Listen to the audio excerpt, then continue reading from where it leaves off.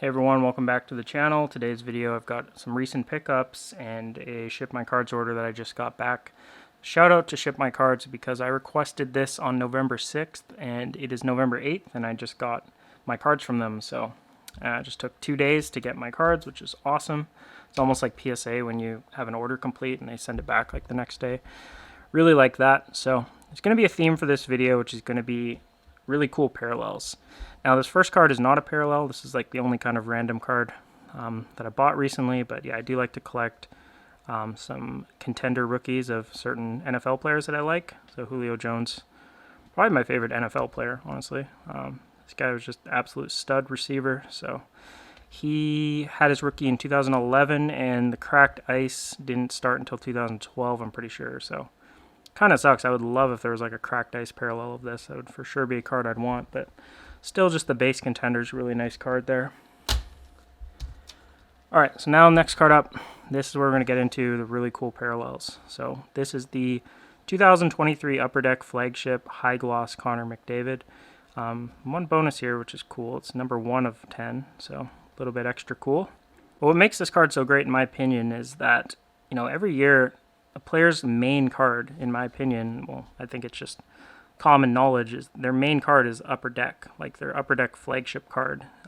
So every player only has one of those cards per year, and then for many years the High Gloss was the elite, like best parallel of that card. So there would only be 10 possible copies of that. Now there's 1 of 1s in flagship, which is really cool, and I'll have more on that later. But yeah, this is the High Gloss, so technically there's only one possible better card than this for McDavid in that whole set. And I just think it's an awesome card. I mean, it's not a rookie card, yeah, so like I just think that makes it great to buy right now because it's just so cheap compared to, like, in my opinion, a card like this is better than a lot of his like low-end rookie cards, but the market is different than that. Like, you know, the market would pay more for like a PSA 8 Young Guns than this.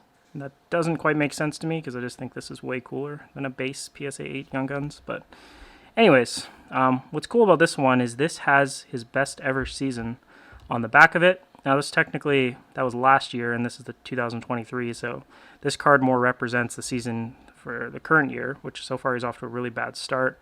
I'm pretty sure he's injured right now. He doesn't look very good, and he's also had some bad luck. But yeah, I just think it's, this picture on the front at least is from that 2022 season. So yeah, the greatest season in NHL history was played by that man right there in that photo.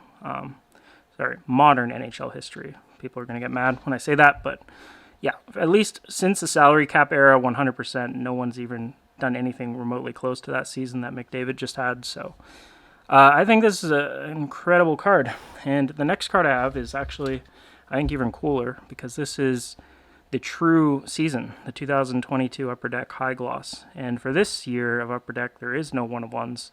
So this would be his best card. Of course, the grade can kind of differentiate which of the high glosses are the best, but yeah, this is the best card you can get of him in this set.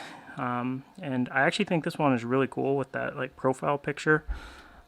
Flagship Upper Deck does do a lot of these like kind of unique, like interesting photography. It's not always just like a standard hockey thing. Like even on this one, you know, he's like on his knees there. It's like some action moment in the game. Like it's kind of an interesting photo. But I like how they kind of mix it up. Sometimes they'll have like horizontal pictures and stuff like that.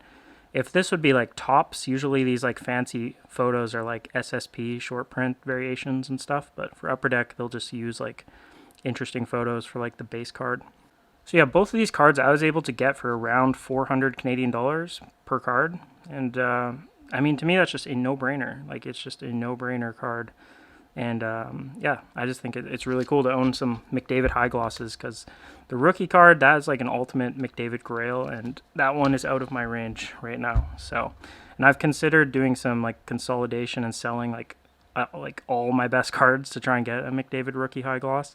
And I might do that one day, we'll see. But for now, I want to get the other years. I just think it's a really important card.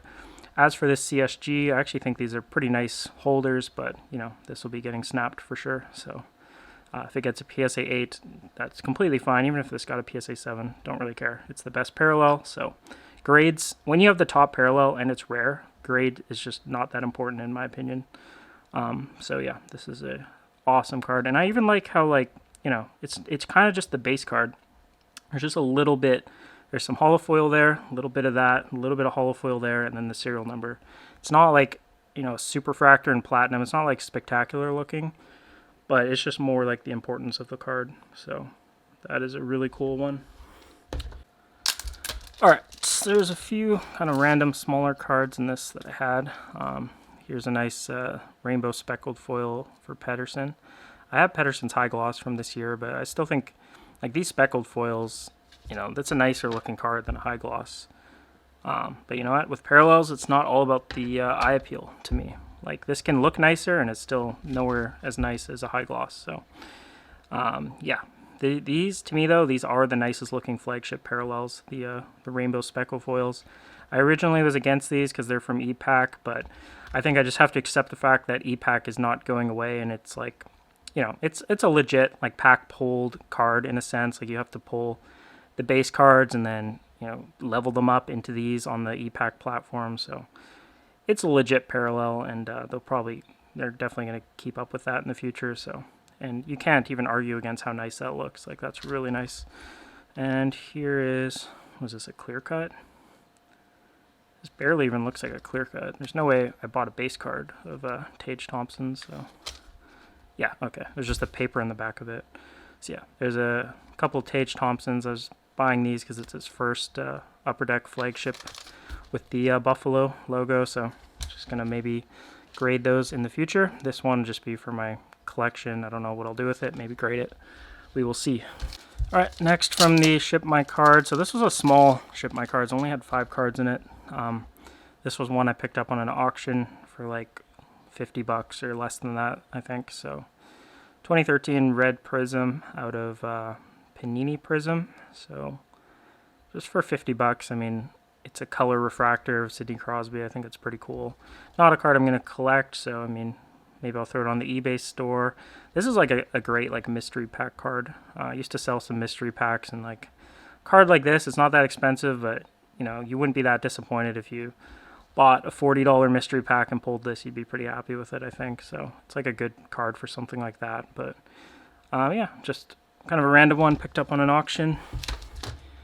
And then this card, I never thought I'd have one of these rare edition slabs, but yeah, I saw an auction. It was in the States, so it's a great time to bid because a lot of the U.S. sellers' auctions go low. Sometimes they'll make it so that Canadians can't even bid, like if your address is in Canada, which has actually cost me some cards before because on eBay you have to like have your primary address set as like the U.S. one, or else it won't even let you bid. So, but yeah, you should not do that. If you're in the States, your auctions are going to get destroyed if you do that. So, especially if you're trying to sell a hockey card, you have to let Canadians bid on it if you want to get top dollar. But I don't know if that was the case on this one, but I did get this for pretty cheap, maybe like 200 US or something like that. And yeah, my plan was obviously to snap it out, but I don't know, this is kind of nice looking. I might just actually keep the slab the way it is. Okay, so my plan was to do a joke where I was like, oh, I might keep this, and then just show the card cracked out, but I just had to film this for a second. These psychopaths made these cases out of glass. What is this? Like, how am I going to get this out of here? So, yeah, I'll update you on the progress, but yeah, it's looking kind of rough right now. I don't know how I'm supposed to crack this. It's literally like an iPhone. Like, this is the weirdest thing ever. Alright guys, so I'm just going to have to not have the bit of me just showing it out of the case. Yeah, all I want to say is to all these horrible business ideas in the hobby, like fractional, all this shit nobody asked for. Like, nobody needs a fucking case that looks and feels like an iPhone. I can't even explain to you how uncrackable this thing is. The plastic does not crack, it crumbles. Do you see this? Like, I don't know if I have the wrong tools. I've cracked literally... My camera can't even focus. There's so much like shards of shit everywhere. But yeah, I've cracked every single case in the hobby. I will bid like 30% of the card value when I see these dog shit cases in the future, because this is like a mission. I'm gonna have to like go buy something to like properly get this card out. They have a service on their website. It's like $10 to take it out of the holder, and that's probably just like the most profitable aspect of their business, because yeah, who's ever gonna want this absolute trash? please, like if you're making your own grading company, which you shouldn't, it's like the absolute most stupidest idea possible. Nobody cares. But if you're going to, make sure it is crackable, because that is the only reason I will bid on them. So yeah, there's my orange checkers McDavid, 1 of 1 rare edition dog shit. There's like 10,000 pieces of fucking glass all over my house right now, like from this shit just shattering in every single direction. So yeah, I mean, it's just a joke. So yeah, well, I'll keep you guys updated on that one. All right, now that I'm done raging about that ridiculous fucking slab, as soon as I felt that thing, I was like, oh no, this is going to be a problem. It is like a thick tank of glass, and it's like the cheapest glass possible because it like cracks all over the place. I don't even know. I'm just mad at this point. But yeah, we'll calm down and get back to the cool cards. Here's the 2016 gold rainbow foil. This one I picked up maybe a month or two ago. I decided to go for this card because this is the first gold rainbow foil flagship for McDavid, and I think these were actually really hard to make on ePack that year. I'm pretty sure, someone can correct me if they know the details of this, but I think the Austin Matthews Young Gun had like 1 or 2 made altogether, because it took like 100 base Young Guns or some crazy amount, so like none of them got made, which is actually really cool. But I think now it's a lot easier to make these in the more recent years. But yeah, for the McDavid base card, there's obviously a much more abundant card than the Young Guns because it wasn't short printed. So these were still, easier to make, but still pretty rare. I think this was like a Pop 4, I think, PSA 10, and there was only like 40 graded between PSA and BGS. I'll have to check the rare edition Pop count. Might be a couple on there, but yeah. Man, do not send your cards to those guys. Oh my god, they could offer me a sponsorship of like $100,000 to like shill their company. I would not even accept it, just out of spite. Like, oh my god, I'm still mad about that. But yeah, sick card here anyways. I can't be too mad looking at this card. I mean, look at that. Absolutely sick, beautiful. I think this is probably the nicest looking flagship card he has. So happy to get it. It's really rare. I liked the year 2. I don't really care about year 2, but I just like the way this card looks, like a cool photo and stuff like that. So yeah, that was a nice pickup. And then keeping on the year 2, we have this Blue Cubes from 2016. So another really cool parallel. This is actually the first ever year of Royal Blue Cubes. So the first OPC Platinum, they had Blue Cubes in 2014. 2015, they had Blue Cubes, and then 2016, they switched it to Royal. And I honestly didn't ever really think of them differently. I was like, oh, it's just Blue Cubes. But, and I apologize, this probably seems like a brag, and it pretty much is a brag, but I wanted to show they're actually pretty different. Wow, you really can't tell in the video at all. Okay, well, I'll show a scan. But yeah, this rookie blue does not match the royal blue on his jersey. It's like a lot brighter. So yeah, it's not just a name change. It's actually like truly darker blue. But yeah, now it doesn't even show in the video and just looks like I'm overtly bragging, which I pretty much am. So yeah, all good. Here's the card. So I got this one in a trade, and the other card I got, it's not graded yet, but I was even more excited about, was this orange. So for McDavid, this is kind of, in a sense, it's like his first true color match out of OPC Platinum. The rookie year, I mean, this is literally all they had, the blue, and it's not even exactly matching. There's no orange parallel. There is a dark purple one, which honestly looks a bit more like that blue than the blue even does. But I don't know, it's hard to call it a true color match. It's definitely the closest he has to a color match, but it's not exactly perfect. Whereas this orange, I think it's kind of like the key color for the Edmonton Oilers, the orange there. So yeah, the first one of these that he has. This is actually the only year they had the rainbow orange. The next year it was orange checkers, which is what they currently have. So yeah, pretty cool. And actually this is like one of the only like true color parallels OPC Platinum's ever done. And what I mean by that is there's no like effect. It's just rainbow and then color orange.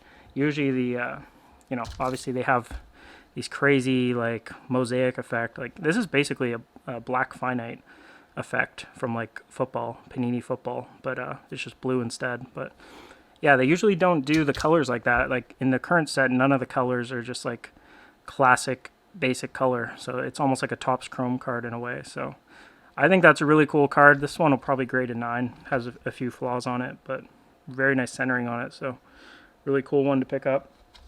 All right, and lastly, this is, in my opinion, the coolest parallels that I've picked up recently. This is the new Gold Outburst 1-of-1s from the 2023 flagship Upper Deck. This is not actually the first time they've had 1-of-1 parallels in Upper Deck. They had it in 1998. Was the first year they ever did that. I think they also did it a few years after that, like 1999 as well. But then they kind of just stopped doing it, and they had like exclusives. The first ever 1-of-1 was actually called Exclusives 1-of-1, and then there was an Exclusives out of 100 in that same set. But then, yeah, they just had high gloss and exclusives for the longest time, and for Bedard's rookie year, they brought back 1-of-1s, and they decided to go with this like outburst effect, and it's actually really cool looking. I think it's quite unique. Like, I haven't really seen an effect like that on a card, so I was quite excited about these when I knew there would be 1-of-1s out of flagship, because again, this is like, for Rasmus Dahlin, this is his main card for the entire year. So this right here is the single best copy. And then a thing that's really cool about rare parallels, which I don't hear people mention, but to me makes a big difference. The more common and crappy the base card is, the better the 1-of-1 parallel is. Because you have to think of it, there's like going to be 1 million of this card made. But there's only one Gold Outburst. So it's literally like a 1 in a million. If you have like an ultimate shield or something, that card's like on an island. There's, maybe there's 99 base copies and then they make one shield. But, there's still 99 of the other, which is already pretty rare. Whereas, like, these super common base cards, to have, like, a super rare parallel of them, I just think it's extra cool. It's one of the reasons I like StarQuest Gold from the late 90s, because it was, like, such a junk product, and they just printed millions and millions of that product, so that just having a StarQuest out of 100 is, like, insane. It's like the golden ticket, Charlie and the Chocolate Factory. So yeah, and this is just a sick card with the goat head jersey. Dahlin is like a complete stud, so I picked that one up. But an even better one that I got, which I did not expect to get this card, but I was able to pick up the Austin Matthews 1-of-1 out of flagship. So I think this Gold Outburst is going to be an important card going forward, and I'm very happy to have the first ever Austin Matthews, which is, I think, a card you have to have. Like, if you're an Austin Matthews collector, I think you have to have this card. I'm not an Austin Matthews collector, but I will hold this card ransom until I can either get a lot of money for it, a lot more than what I paid, or trade it for someone that I'm collecting. So, yeah, picked up the Matthews here. So again, with Upper Deck, with their photography, they do like these interesting photos, like him, I don't know what's happening here. He fell over and he's trying to make a pass or something. It almost looks like he's playing pool or something like that. It's kind of funny, especially with the look on his face. But yeah, if this was Topps, this would be like the SSP variation for sure, like some sort of picture like that. But Upper Deck just does these for the flagship. And they don't do it every year. Like next year, he'll probably have just a normal photo. So I think it's interesting. It's, if I was collecting this card, I would want it to just be a more like standard photo. Like I prefer this Dahlin photo, just more of a normal picture. But I do appreciate these sort of more unique looking ones as well. So yeah, there's the Matthews 1-of-1. Cool that these guys are both first overall picks. So there's some better vets in the set, but these are two pretty good ones. So I'm happy to get these two. And yeah, I mean, I just think these cards are just absolutely going to be super important. So really happy to get a few of them. Yeah, it's kind of, I just think like the rookies are just so overvalued sometimes. Like I guarantee the Matthew Nyes of this card goes to like auction, it would fetch like at least 10 to 12x what I paid for this. And you just have to have some foresight. Just think into the future 6 years. What is Matthew Nyes going to be? He's going to be probably a second line winger at best. Probably going to be like a 50-point scoring winger, and that's if he hits his upside. Maybe he turns into like a 60, 70-point winger. Sure, even then, are those guys valuable in the hobby? How much does a Kyle Connor card go for? Like, I get he doesn't play for the Leafs, but you get my point. Like 50, 60-point wingers are not valuable. Matthews is like scoring at a generational rate. His goal scoring is on par with Ovechkin, which I think it's even slightly higher, but a lot of what makes Ovechkin impressive is like his longevity, so remains to be seen whether Matthews will be that good for that long. But yeah, I just find it crazy how cheap you can get these vets. Like I don't even think a single rookie from this crop, like Series 1, obviously the Bedard will be huge, but I doubt any of the rookies will be as good as this base of Matthews. Maybe like Luke Hughes. It's like a really weak rookie crop in my opinion. So I'm happy to pick off these vets for what I consider to be very cheap. And actually, the way I found this card, just one more tangent, it was like so fluky and funny. I just thought I had to share it. But I got a DM from somebody about they wanted to start collecting Austin Matthews, and yeah, they were curious like what cards to go after. So I was like, okay, I can help with that. So I went on eBay. I'm like, let's just see if I can find something cool to send him as an example. And this card was there, and I already had a save search for Gold Outbursts. And I didn't know this card was on eBay because the seller listed this. I think he just titled it Austin Matthews Upper Deck 1 of 1. Didn't put Outburst in the title, didn't put Gold. Just really kind of messed up the title, in my opinion. So this thing had like 10 watchers on it. Like, I'm sure if you had an Austin Matthews save search, you would have found it. But yeah, it slipped through my save searches, and I had them pretty detailed to try and catch all these Gold Outbursts. So I found this because of a fluke, because someone asked me about Matthews and collecting them, so I just thought it was so random. It's like I went on eBay just to try and help them quickly, and then I ended up buying a pretty big card. So thought that was pretty funny, but yeah, pretty sick. Alright, and that's pretty much it for the video, guys, so thanks for watching. Sorry for raging about Rare Edition. Might have to change my username now, actually. I just don't even want to be associated with that dog shit brand. But yeah, I'm actually about to head to Toronto for the Sports Card Expo in like pretty soon, in like 12 hours, I think, after I edit this video. So yeah, gonna be attempting some PSA crossovers since PSA is doing on-site grading for the first time, so that'll be interesting. Never been to the expo. Probably not gonna buy anything, but who knows. I'll walk around, and if I see something I want, you never know. So I'll have some cards with me for trade and stuff like that. So yeah, thanks for watching the video.